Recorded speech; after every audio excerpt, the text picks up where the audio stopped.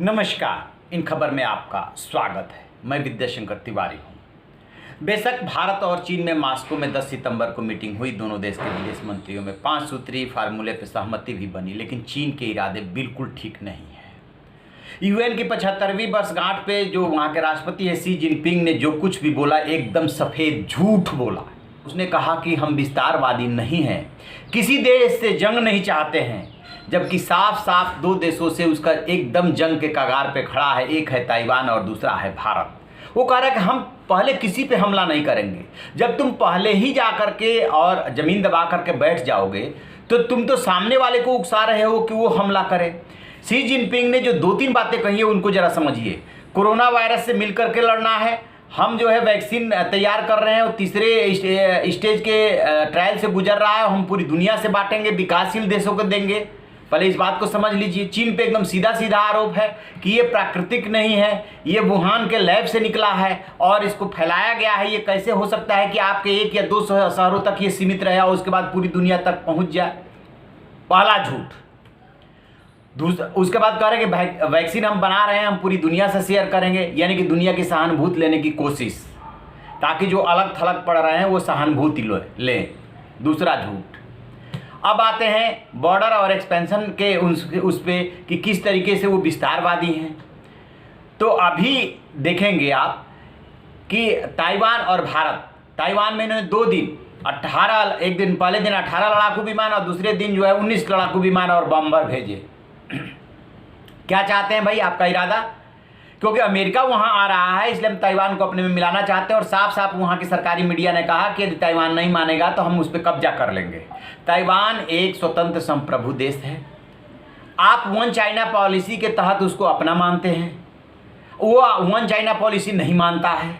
21वीं सदी में आप कैसे किसी देश पे कब्जा कर सकते हैं? इसलिए कि वो छोटा देश है। अब भारत के संदर्भ को जरा समझिए। आप 3 पॉइंट पे आकर कैसे जम गए। डेप्सोंग, दौलत बेग ओल्डी वाले रोड पे, जिसको नॉर्थ सब सेक्टर बोलते हैं। वहीं से कर्राकोरम, अक्साई चीन और गिलगिट बाल्टिस्तान वैसी जगह है जहाँ पे बहुत ही सेंसिटिव और सामरिक दृष्टि से बहुत महत्वपूर्ण है। वहाँ पे वाई जंक्शन पे आकर के आप बैठ गए हैं। भारत को PP 9 से लेकर के PP 13 तक आप पेट्रोलिंग नहीं करने दे रहे हैं। दूसरा पॉइंट, पेंगोंग, फिंगर 8 से लेकर के फिंगर 4 तक आपने कब्जा करके बंकर बना लिया है। हॉट स्प्रिंग पे आप जमे हुए हो। 3 कम से कम ऐसे पॉइंट हैं जहाँ पे कि आप कब्जा करके बैठे हुए हो, भारत के गश्ती दल को नहीं जाने दे रहे हो और कह रहे हो कि हम तो आप विस्तारवादी हैं ही नहीं, हम किसी देश से जंग नहीं चाहते, हम किसी देश पे हमला नहीं करेंगे। यानी सामने वाले को आप मजबूर करेंगे। जब सामने वाला कहेगा कि आप हमारी ज़मीन से हटिए तो आप कहेंगे कि हमने नहीं कुछ किया, ये तो सामने वाले ने किया इसलिए हमने जवाब दिया। जबकि चीन के बारे में पूरी दुनिया को पता है कि किस तरीके से इसने लद्दाख में जो है अपनी आर्मी बढ़ा करके रखी हुई है। टैंक से लेकर के बॉम्बर से लेकर के जितने इसके स्टेशंस हैं एयरफोर्स के, उसका एकदम आप जो है मॉडर्न बना करके रखे हुए हैं। कैसे उड़ान भरना है, कैसे भारत को तबाह करना है, आप पूरी तैयारी जंग की पूरी तैयारी करके रखे हो। एक तरफ मॉस्को में आप बातचीत कर रहे हो, दूसरी तरफ अभी जो कोर कमांडर स्तर की मीटिंग हुई जिसमें लेफ्टिनेंट जनरल हरिंदर सिंह ने भाग लिया और उधर से भी इसी लेवल का, अब की बार ज्वाइंट सेक्रेटरी लेवल का अधिकारी भी भाग लिया। 11 घंटे तक मीटिंग चली और बेनतीजा, ये 6ठे दौर की मीटिंग थी, बेनतीजा। इसका मतलब कि इस बातचीत का भी कोई अर्थ नहीं रह गया है। आप धैर्य की परीक्षा ले रहे हो। तो दरअसल चीन जो है, जो शी जिनपिंग ने UN की जनरल असेंबली में बोला, वो एकदम सफ़ेद झूठ बोला और एक नहीं कई झूठ बोले। अब एक और पॉइंट को पकड़िए। वहाँ सिक्योरिटी काउंसिल में 5 परमानेंट मेंबर हैं जिसमें एक चीन भी है। इतिहास में जाएंगे तो ये सीट मिल रही थी भारत को। पंडित जवाहरलाल नेहरू ने उस समय ये भारत के परमानेंट मेंबर बनाने से इनकार कर दिया और चीन को दे दी थी ये सीट। अब जो है 4 अस्थाई मेंबर, अमेरिका, रूस, ब्रिटेन और फ्रांस, ये कह रहे हैं कि भारत को अस्थाई सदस्य बनाया जाए।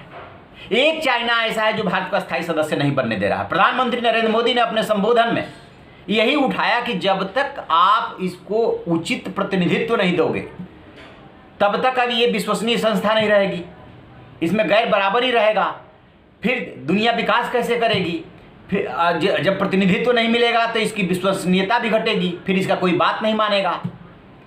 शी जिनपिंग ने एक और झूठ बोला हम सारे अंतर्राष्ट्रीय नियम कानूनों को मानने की पैरवी करते हैं, और जब ट्रिब्यूनल उसके साउथ चाइना सी को लेकर के या किसी और समझौते को लेकर के फैसला देता है तो उसको चीन नहीं मानता है। तो यानी कि एक एक करके शी जिनपिंग ने सफेद झूठ बोला, दुनिया ने सुना, और चूंकि वो विश्व में इस समय अलग थलग पड़ रहा है कोरोना में हम महामारी की वजह से, इसलिए वो देशों की सहानुभूति लेने की कोशिश कर रहा है, और दूसरी तरफ भारत और ताइवान से वो जंग की पूरी तैयारी कर रहा है। यानी कि जो कोर कमांडर लेवल की मीटिंग हुई है लेफ्टिनेंट जनरल स्तर की, उसमें साफ साफ वो पीछे हटने से इनकार कर रहा है, न देप्सांग में पीछे हटने को तैयार है, न पेंगोंग में पीछे हटने को तैयार है। तो फिर भारत क्या करेगा? भारत के पास ऑप्शन क्या बचता है? भारत की एक ही तो डिमांड है, आप अप्रैल वाली स्थिति में जाइए। शुरुआत आपने की है, खत्म भी आपको ही करनी है, लेकिन चीन उसके लिए तैयार नहीं है, क्योंकि ये चीन की नीति रही है कि सामने वाले को एकदम उसके पेशेंस की परीक्षा लो, उसको एकदम झुलाओ मतलब डिलेइंग टैक्टिक्स, और ताकि वो हड़बड़ाहट में कोई गलत कदम उठाए और उसको बहाना मिल जाए। कौन घाटे में है?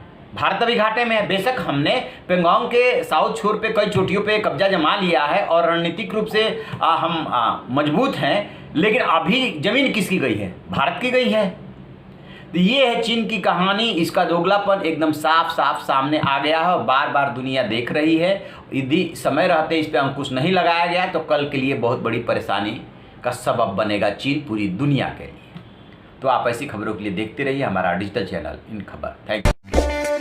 इन खबर चैनल को सब्सक्राइब करें और